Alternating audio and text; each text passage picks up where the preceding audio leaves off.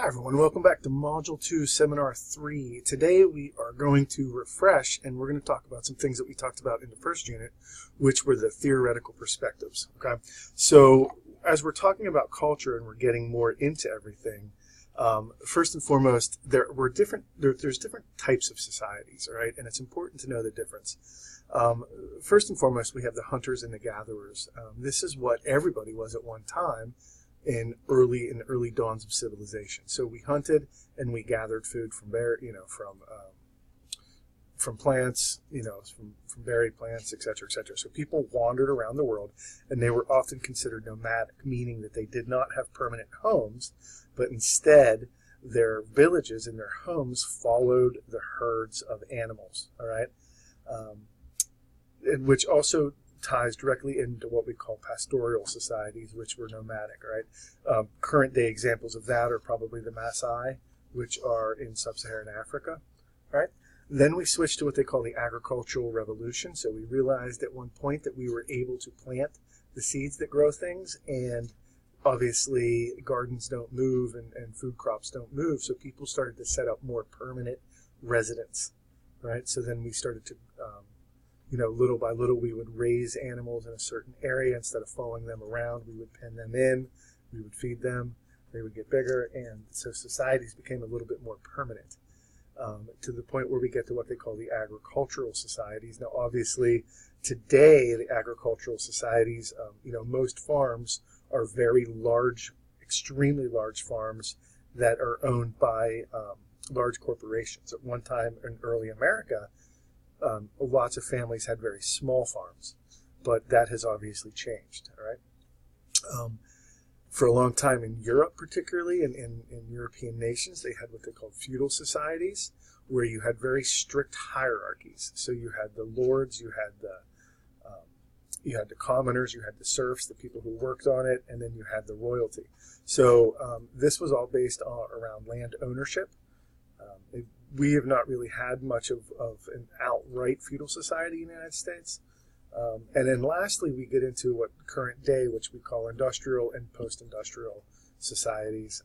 And obviously these are based on larger corporations owning the means and people working. And this is, really at the time where large cities were established and set up. Okay, so there's a great reading in your textbook about all of these different types. Right? But then we come back to everyone that we talked about early on, and you may remember that we talked about the theoretical perspectives, the functionalism, the conflict theory, and social interactionism. All right, and again, Durkheim was kind of the leader of functionalism, and I want you guys to kind of pay attention to the terms collective consciousness, social integration, and then solidarity, and what they mean within a society. And again, Marx talked about the conflict theory. He believed that all of society is run by basically a class struggle between those who have versus those who do not have. All right. So the bourgeoisie and the proletariat, or the producers and the owners. Okay. And then last, we talk about Max Weber. Max Weber went really into symbolic interactionism, and you saw quite a bit of that in the last unit. So I want you to think about each of these and how that pertains to society, right? And then lastly, we are going to talk about social constructions within that, right? So, and again, I look forward to seeing what you guys have and seeing what you produced for this week. And I wanted to touch base very quickly just about what we have within this unit. So when I go into Seminar 2, and we're going to discuss these theoretical perspectives. The discussion board for the week is entirely based on in which type of society do the benefits seem to outweigh the costs. So I want you to explain your answer and cite the social and economic reasons. All right. And again, I look forward to this. For our project, you're going to be talking about Gerhard Leske, who classified some societies as technology advanced.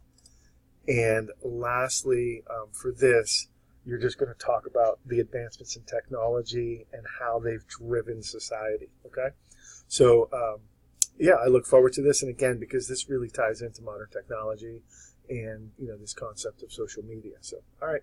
Well, I appreciate everything, and we will talk soon. Thanks.